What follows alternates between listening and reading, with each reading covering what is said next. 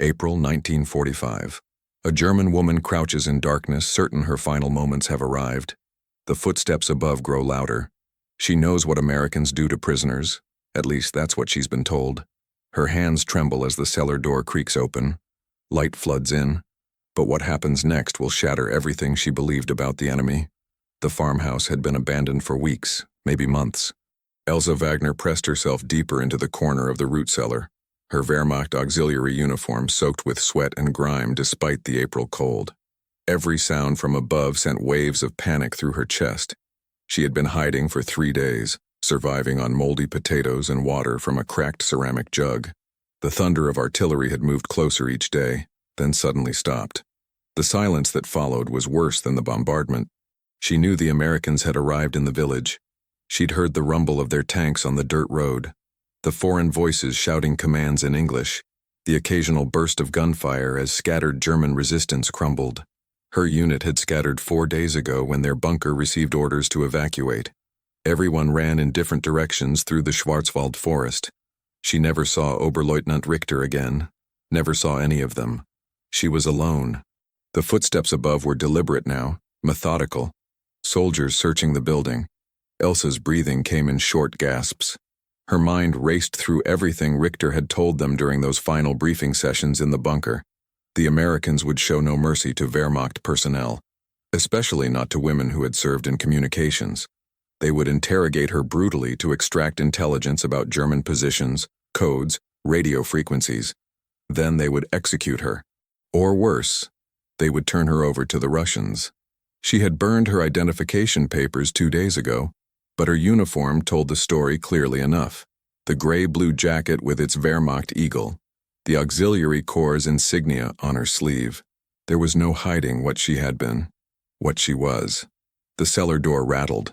Someone was testing the handle. Elsa's heart hammered so violently she thought it might burst. She pressed her hand over her mouth to muffle her breathing. The door rattled again, harder this time. Then a voice shouted something in English. Another voice responded. She heard the scrape of metal on metal. They were prying the lock. Light exploded into the cellar as the door swung open. Elsa squeezed her eyes shut, then forced them open. She needed to see it coming. 2 silhouettes filled the doorway, backlit by afternoon sun. American helmets, rifles. One of them started down the stairs. His boots thudded on the wooden steps, each one bringing him closer. She wanted to run, but there was nowhere to go. She wanted to scream, but her throat had closed. She simply froze, waiting for the inevitable. The soldier reached the bottom of the stairs and raised his rifle. A flashlight beam cut through the darkness and found her in the corner. She raised her hands instinctively, though they shook so badly she could barely keep them up. The soldier shouted something urgent. More boots on the stairs. A second soldier descended, then a third. Their flashlights converged on her and she had to squint against the glare. They were talking rapidly in English, their voices tense. She understood maybe 1 word in 5. Her school English seemed useless now. One of them was pointing at her uniform. Another was gesturing with his rifle, telling her to do something, but she couldn't understand what. She tried to speak, tried to tell them she would cooperate, but only a hoarse whisper came out. Her lips were cracked and bleeding from dehydration. She hadn't been able to drink much. The water in the jug had nearly run out. One of the soldiers stepped closer, his rifle still raised, and barked another command. She thought he was telling her to stand. She tried, but her legs had gone numb from crouching for so long. She collapsed back against the wall. This was it. This was when it would happen. She had seen executions before, had heard the stories from other soldiers. Quick and efficient. A bullet to the back of the head. She found herself thinking about her father, wondering if he was still alive, if he would ever know what happened to her. She thought about her brother Karl, dead somewhere in the frozen wasteland of Russia. At least they would be together soon. But the shot didn't come. Instead, one of the soldiers lowered his rifle and said something in a different tone. Gentler. He turned and called up the stairs. Another voice responded from above, deeper and more authoritative. The soldier who had lowered his rifle approached her slowly, hands visible, palms forward in what might have been a calming gesture. He knelt down about 6 feet away and said something in English, slowly and clearly. She stared at him, comprehending nothing except that he hadn't shot her yet. He repeated the phrase. Then he pointed at a canteen on his belt and made a drinking motion.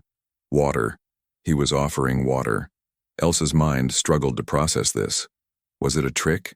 Some kind of psychological tactic before the interrogation? The soldier unhooked his canteen, unscrewed the cap, took a sip himself, then held it out to her. Her thirst overwhelmed her caution. She reached for the canteen with trembling hands, half expecting him to pull it away to laugh at her desperation.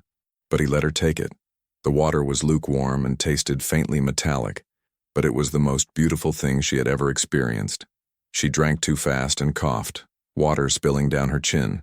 The soldier didn't react, just waited until she finished, then took the canteen back and offered her something else. A small package wrapped in waxed paper. She took it hesitantly. Her fingers fumbled with the wrapper until it opened, revealing some kind of compressed cracker or biscuit. American military ration. She bit into it. It was bland and dry, but her stomach immediately cramped with hunger. She forced herself to chew slowly. The 3 soldiers stood watching her eat. They had lowered their rifles completely now. One of them was speaking into a radio handset, reporting something.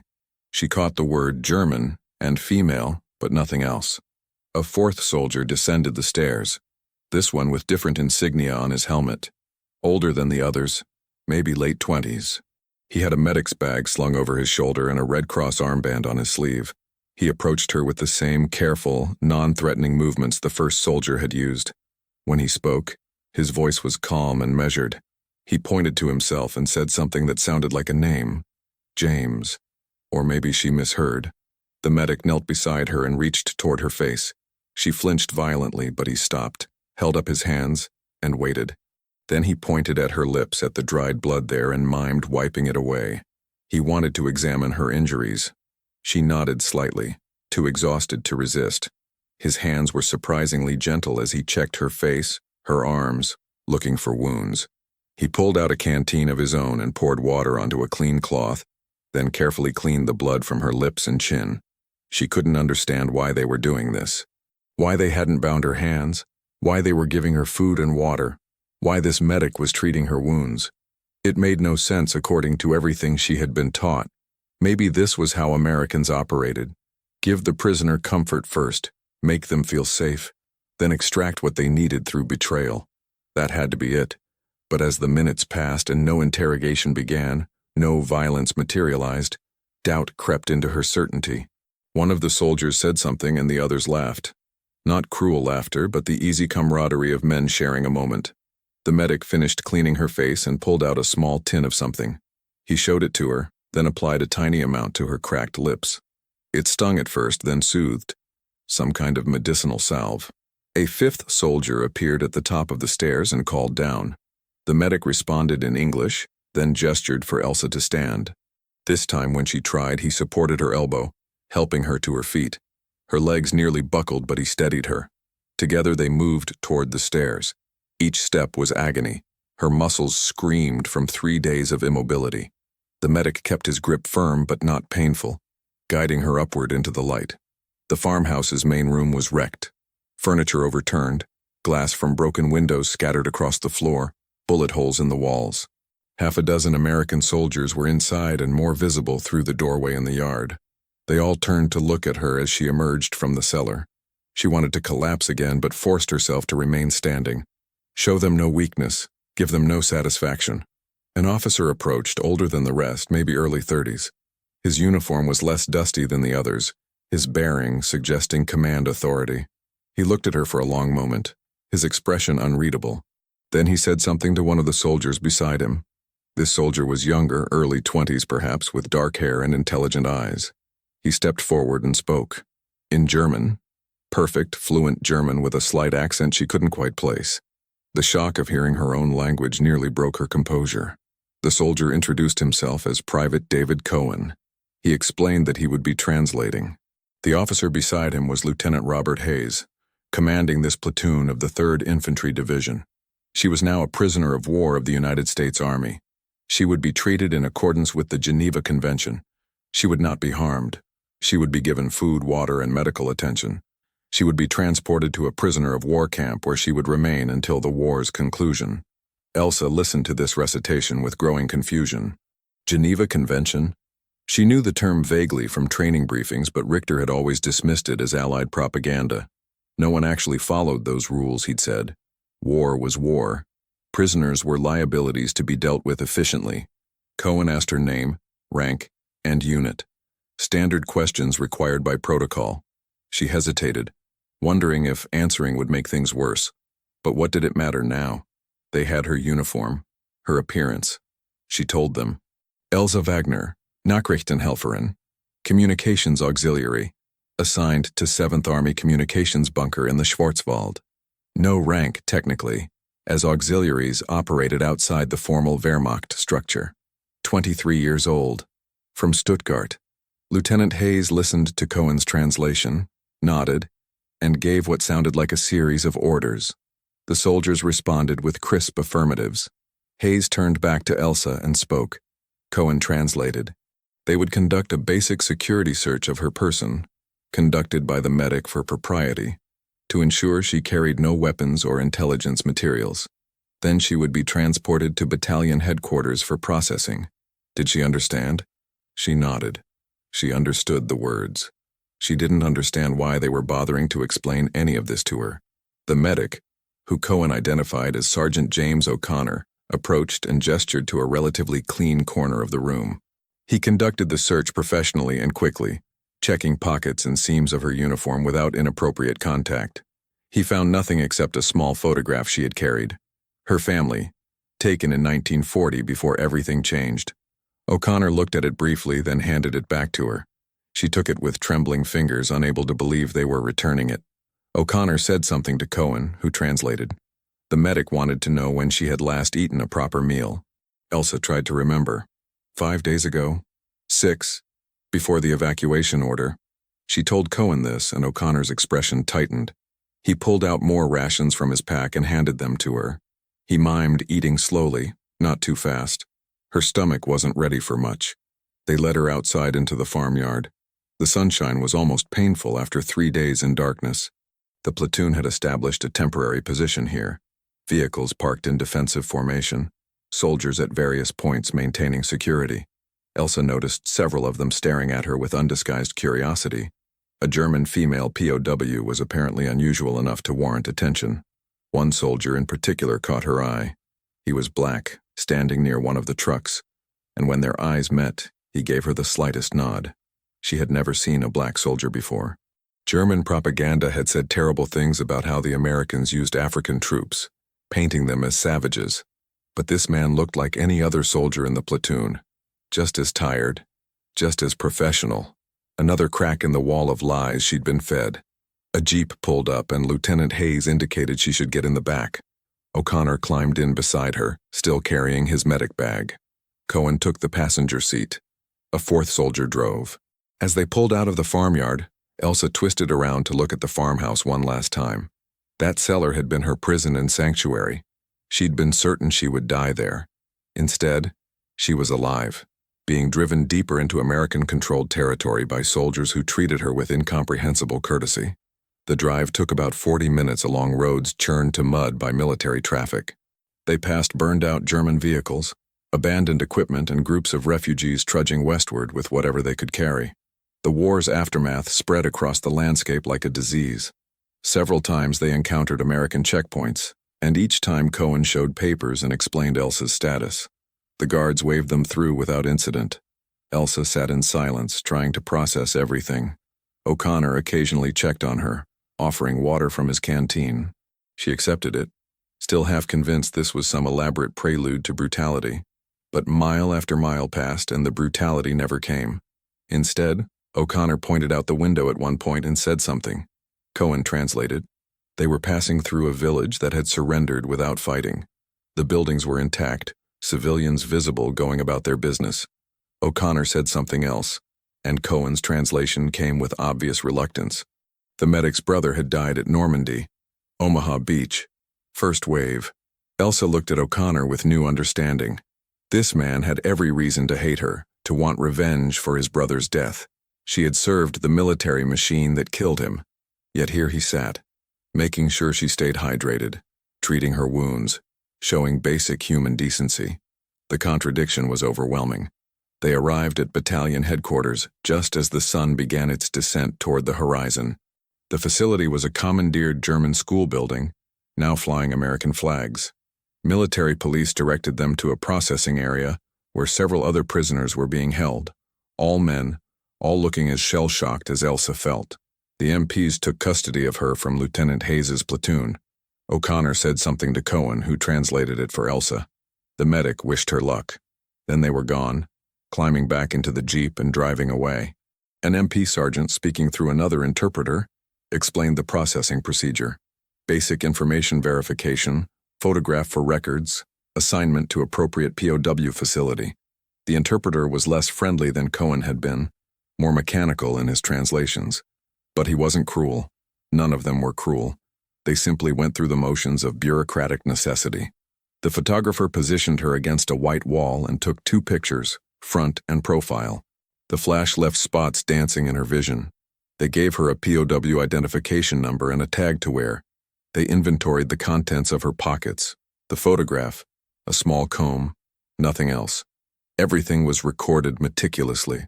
She signed forms she couldn't read, trusting the interpreter's explanation that they documented her capture and prisoner status. Then came the medical examination. A female nurse, American, conducted the examination with the same professional detachment O'Connor had shown. She checked Elsa's vital signs, looked for injuries or illnesses, noted signs of malnutrition and dehydration. The nurse spoke no German, and Elsa spoke insufficient English, so they communicated through gestures. The nurse gave her 2 pills and a cup of water. The interpreter explained they were vitamins. The examination concluded with the nurse declaring her fit for transport to the main POW camp.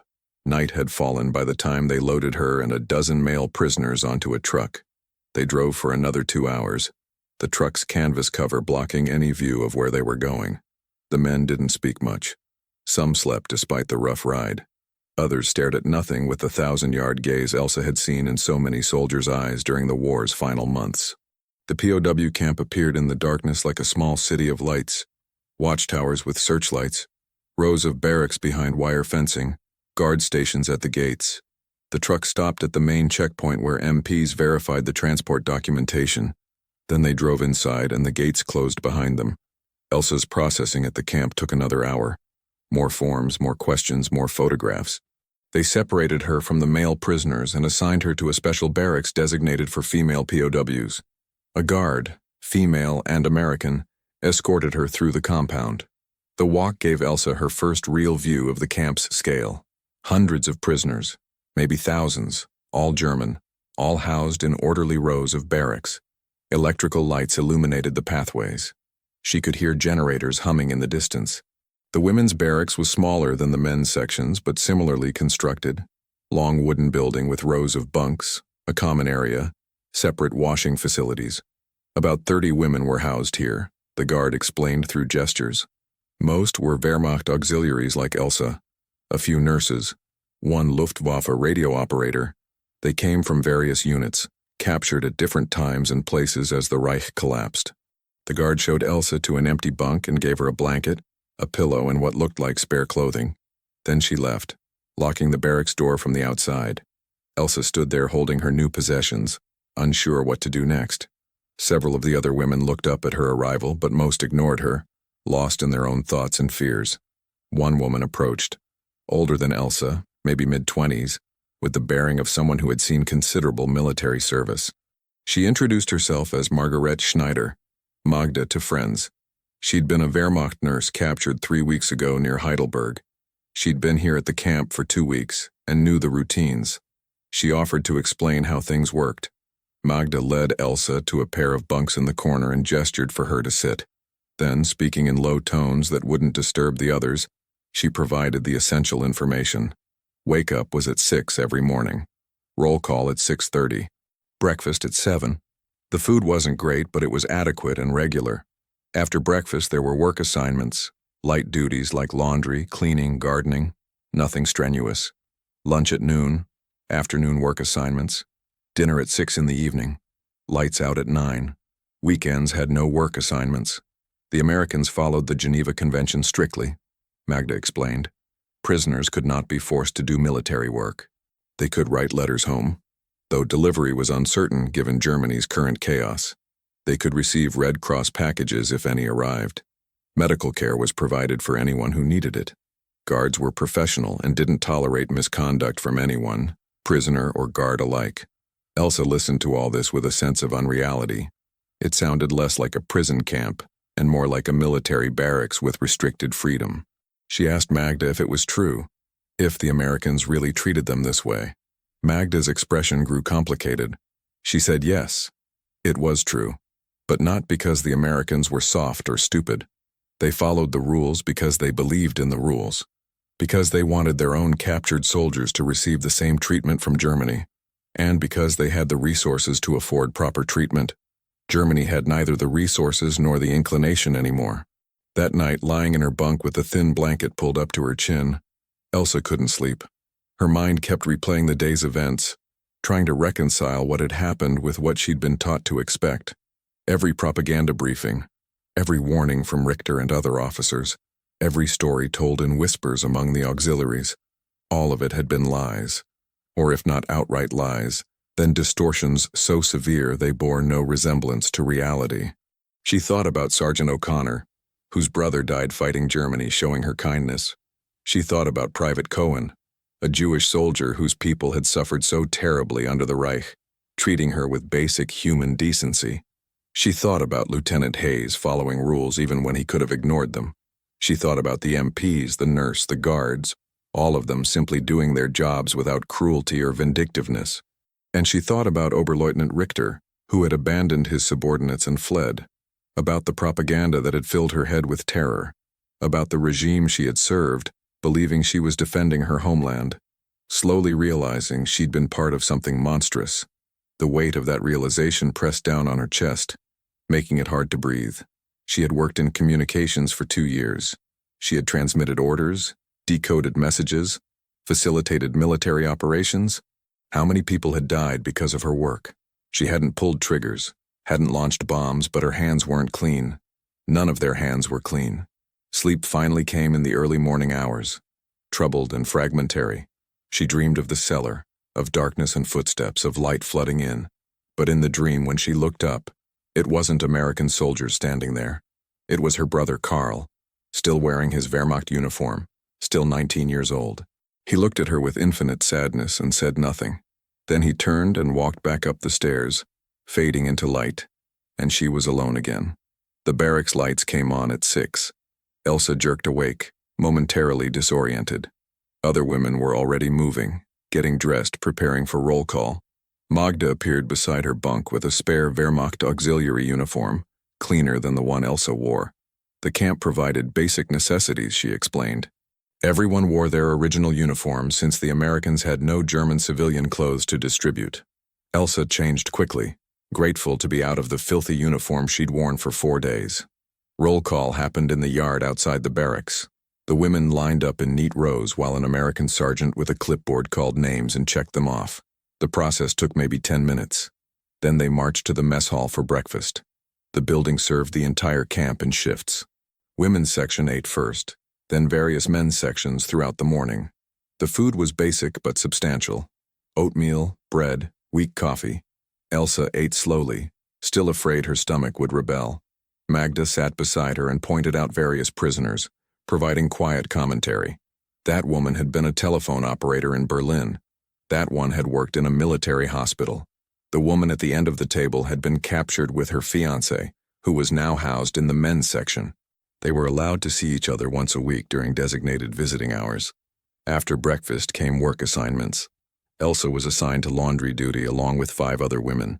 An American corporal, female, supervised but mostly left them alone to do the work. Mountains of linens, uniforms, and towels needed washing. The facility had industrial washing machines, heated water, proper soap. It was monotonous work, but not difficult. The corporal even allowed them to talk among themselves as they worked. The other women on laundry duty were curious about the newest arrival. They asked Elsa where she'd served, how she'd been captured, what she'd seen. She told them about the bunker, the evacuation, hiding in the cellar, her terror when the Americans found her. One of the women laughed bitterly and said yes, they'd all expected death, all been shocked by the reality. Another woman, older and more cynical, said not to trust it too much. The Americans were civil now, but who knew what would happen when the war officially ended? Maybe then the real reprisals would begin. Magda, overhearing this, shook her head. She'd been here longer than anyone. She'd seen no signs of impending brutality. The Americans were consistent. They followed their rules. If anything, the prisoners would likely be released eventually, allowed to return to whatever remained of Germany. The cynics scoffed at this optimism, but Elsa noticed she didn't offer any counter-argument. Hope and fear mixed together in all of them, impossible to separate. The days fell into a rhythm. Wake, roll call, breakfast, work, lunch, more work, dinner, evening recreation time, lights out. The routine was almost comforting in its predictability. Elsa began to relax incrementally, though nightmares still haunted her sleep. She wrote letters to her father, not knowing if he was alive or if the letters would ever reach him. She wrote about being captured, about being treated well, about being safe. She didn't write about her growing guilt. 1 week after her arrival, Elsa was summoned to the camp commandant's office. Fear spiked through her immediately. Magda tried to reassure her. Summons like this were routine, probably just additional processing questions. But Elsa couldn't shake the dread as guards escorted her across the compound. The commandant's office was in the former school's administrative building. American flags, military maps on the walls, filing cabinets filled with prisoner documentation. The commandant himself was a colonel, middle-aged and professional. An interpreter was present. The colonel explained through translation that they had verified her information through captured Wehrmacht records. She had been honest during processing, which was noted favorably. He wanted to ask her some questions about conditions in Germany during the final months. Nothing about military intelligence. Those interrogations were handled by specialists elsewhere. Just general questions about civilian morale, supply conditions, propaganda messaging. Elsa answered as honestly as she could. Yes, morale had been terrible among civilians by late 1944. Everyone knew the war was lost, but no one dared say it aloud. Supplies had dwindled to almost nothing. Food rationing had become severe. Propaganda had grown increasingly divorced from reality, making ever more absurd claims of secret weapons and imminent victory that no one believed. People were exhausted and terrified and just wanted it to end. The colonel listened to her responses without comment, occasionally making notes. When he finished his questions, he surprised her by asking if she had any questions for him. Elsa hesitated, then asked the question that had been burning in her mind since her capture. Why were they treating prisoners so well? The colonel considered his response carefully before answering through the interpreter. America believed in the rule of law, he said. They fought to defend certain principles, and those principles didn't disappear just because there was a war. The Geneva Convention existed to preserve humanity, even in inhumane circumstances. Yes, Germany had committed terrible atrocities. Yes, American soldiers had died by the thousands fighting Germany. But that didn't give America permission to abandon its values. They would treat prisoners correctly, because that's what separated them from the enemy they fought. Elsa absorbed this answer in silence. It was both simple and profound. The colonel dismissed her, and guards escorted her back to the barracks. She spent the rest of the day thinking about what he'd said, about principles that didn't change based on convenience, about maintaining humanity in the face of horror, about being better than your enemy instead of becoming like them. That evening during recreation time, Elsa sat with Magda and several other women in the barracks common area. Someone had managed to acquire a deck of cards and they played quiet games, talked, tried to maintain some sense of normalcy. The conversation turned to life before the war, memories of simpler times. Elsa talked about studying literature, about wanting to be a teacher like her father, about walks through Stuttgart with her brother, about family dinners, about normalcy that seemed impossibly distant now. One woman asked if anyone regretted serving. The question hung in the air, dangerous and necessary. Slowly, haltingly, they began to speak about it. About joining the auxiliaries because it was required or expected. About believing they were defending their homeland. About not understanding what they were actually supporting until it was too late. About the cognitive dissonance of serving a regime while privately doubting it. About guilt. Magda spoke about working in military hospitals, treating soldiers destroyed by wounds, listening to their stories from the front. She'd known by 1943 that Germany was on the wrong side of history. But what could she do? Desert? Her family would have suffered. Refuse orders? She'd be arrested. So she kept working, kept patching up boys to send back to die, hating herself a little more each day. Another woman had operated anti-aircraft batteries. She'd shot at Allied bombers dropping bombs on German cities. She'd been protecting her home, she said defensively. But she'd also been protecting military targets, ammunition factories, headquarters buildings. She'd extended the war by even a few seconds with every bomber she drove off. How many more people died because of those seconds? The guilt in the room was palpable, heavy, inescapable. They had all served. They had all contributed. They couldn't claim innocence just because they were women, just because they held auxiliary roles, just because they never personally pulled triggers. They'd been part of the machine. The machine had done monstrous things. Therefore, they bore responsibility. But one woman, younger than Elsa, pushed back against this collective guilt. She'd been conscripted at 17, given no choice. Assigned to communications work she didn't understand. Followed orders because that's what you did in the military. How was she supposed to resist? She was a teenager. The weight of the Reich's crimes shouldn't fall on a teenager who had no power, no choices, no control. The debate continued without resolution because there was no resolution. Individual guilt versus collective guilt. Moral responsibility versus practical constraints. The desire to claim innocence versus the impossibility of claiming innocence. They were all victims of the regime in some sense, but they'd also all participated in perpetuating it.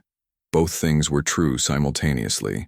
Elsa lay in her bunk that night thinking about the conversation, about guilt and responsibility, about the complex moral terrain of living under tyranny. She thought about her work in the communications bunker. She'd known what messages she was transmitting.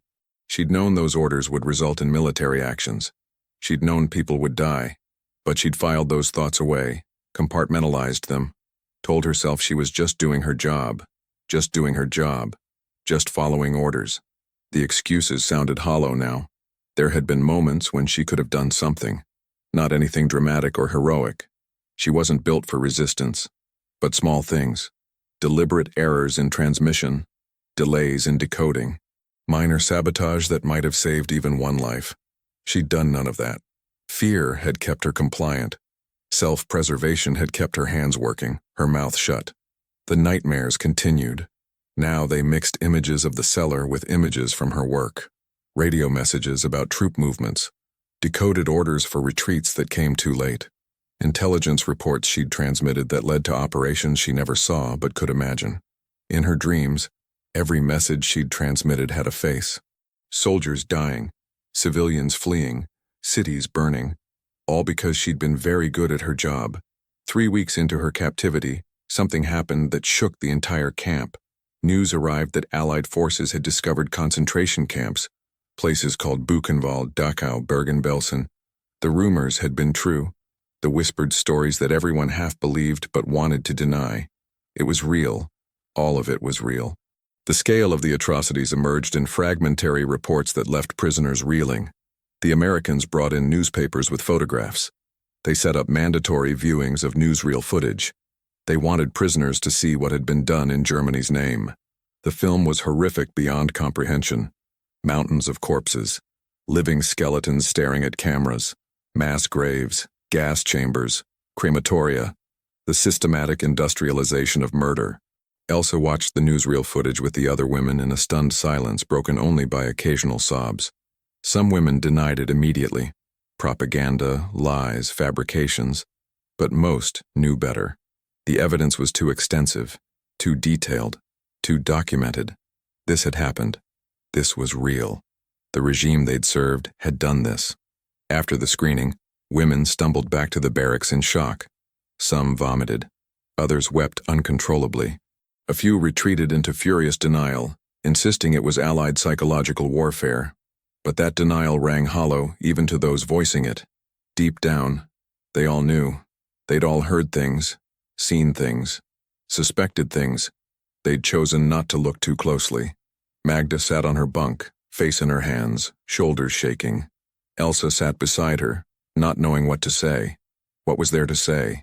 They'd been part of this. Maybe not directly, Maybe not knowingly, but part of it nonetheless.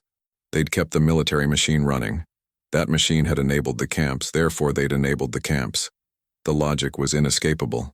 That night, one of the women tried to hang herself in the washroom. Guards found her in time and cut her down. They rushed her to the medical facility and she survived. But her suicide attempt reflected something many prisoners felt, a guilt so overwhelming it seemed unbearable. How do you live with having served a regime that did these things? How do you reconcile your image of yourself as a decent person with participation in something so fundamentally evil? The camp commandant addressed all prisoners the next day. He explained through interpreters that the footage and photographs were authentic, verified by multiple independent sources. This was not propaganda. This was documentation of real events. He acknowledged that most prisoners in this camp had not personally participated in these specific atrocities, but he insisted they understand what their service had supported. He wanted them to carry this knowledge forward, to ensure it never happened again. The weeks that followed were the darkest of Elsa's captivity. The routine continued: work, meals, recreation time, but a pall hung over everything. Prisoners moved through their days mechanically, minds elsewhere. Conversations in the barracks became strained. Some women clung desperately to denial. Others sank into depression. A few, like Magda, tried to process it intellectually, to understand how it had happened, how they'd been complicit. Elsa found herself thinking constantly about Private Cohen, the Jewish soldier who'd translated for her, who'd treated her with basic decency, despite knowing what Germany had done to his people. His family had fled Germany in 1935, meaning family members likely remained behind, meaning they were almost certainly among the victims in those camps. Yet he'd shown her courtesy, followed protocol, acted professionally. She couldn't fathom that kind of moral strength. If their positions were reversed, if she were the soldier and he the prisoner, could she have shown the same restraint? Honestly, she didn't know. She wanted to believe she could rise to that standard. But the more she learned about herself through this experience, the less confident she was in her own character. May arrived, bringing warmer weather and news of Germany's surrender. The war in Europe was over. Victory in Europe Day, VE Day, May 8, 1945. In the camp, the news brought mixed reactions among prisoners. Relief that the dying would stop. Fear about what peace would bring. Uncertainty about what would happen to them now. The Americans celebrated, naturally. Elsa could hear music and shouting from the guard quarters. But they remained professional with prisoners, maintaining the same standards they'd held throughout. For prisoners, VE Day meant confirmation of what they'd already known. Germany had lost. Everything they'd suffered, everything they'd sacrificed, everything they'd done, all for a lost cause in service of a monstrous regime. In the days following surrender, new prisoners arrived in great numbers. The camp swelled with captured Wehrmacht personnel as American forces processed the last remnants of German military resistance. The women's barracks took in more auxiliaries, nurses, even a few female intelligence personnel. Each new arrival brought stories of the final chaotic days, of complete collapse, of units dissolving as soldiers simply went home. One new arrival was a radio operator who had worked in the same command structure as Elsa, though in a different bunker. They compared experiences and realized they'd transmitted messages to each other dozens of times without knowing the human on the other end. Now here they were, prisoners together, two anonymous cogs from the same broken machine. As spring turned toward summer, the camp began to change in subtle ways. Work assignments decreased, administrative processing increased. The Americans were preparing to transfer prisoners to long-term facilities or, in some cases, release them. The war was over. The emergency that justified temporary camps was passing. Now came the complex task of deciding what to do with millions of former enemy combatants. Elsa received word that she was being transferred to a larger POW facility in France. The transfer would happen in 2 weeks. She'd be there for several months while the Allies figured out repatriation procedures. Magda was being transferred to a different facility in Belgium. They would be separated. The news hit Elsa harder than she expected. Magda had become a friend, a lifeline, someone who understood. On their last evening together, they sat outside the barracks during recreation time, watching the sunset. Magda asked Elsa what she would do when she eventually got released. "Return to Stuttgart," Elsa said, "if there was anything left of it. Find her father if he survived. Try to piece together some kind of life from the ruins. Maybe finish her education. Maybe try to become that teacher she'd once wanted to be. Magda nodded thoughtfully. She had similar plans. Return to Heidelberg, find her family, somehow move forward. They both knew it wouldn't be simple. Germany would take decades to recover from this. The economic devastation, the political restructuring, the moral reckoning, all of it would take generations. They would spend the rest of their lives in a country defined by its defeat and its crimes. But they'd also witnessed something during their captivity that gave Magda a strange kind of hope. They'd seen how a powerful nation chose to treat defeated enemies. They'd experienced the application of rules and principles, even when no one would have blamed the victors for revenge.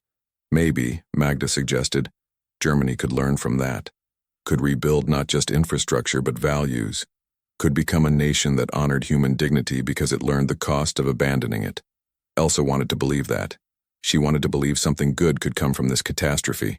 But the weight of guilt made optimism difficult. How many years would it take before she could look at herself without shame? How many good acts would it take to balance the scale against her participation in the regime? Was redemption even possible for someone with her history? Magda had no answers. None of them did.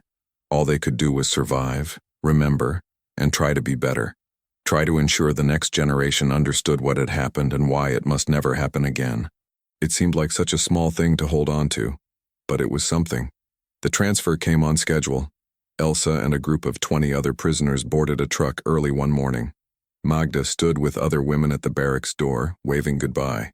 Elsa waved back, wondering if they'd ever see each other again. Probably not. The war had scattered millions of people across the continent. Reunions would be rare and lucky. The drive to the new facility took 2 days with an overnight stop at another American military installation. Elsa spent the journey watching the German countryside pass by. The devastation was overwhelming.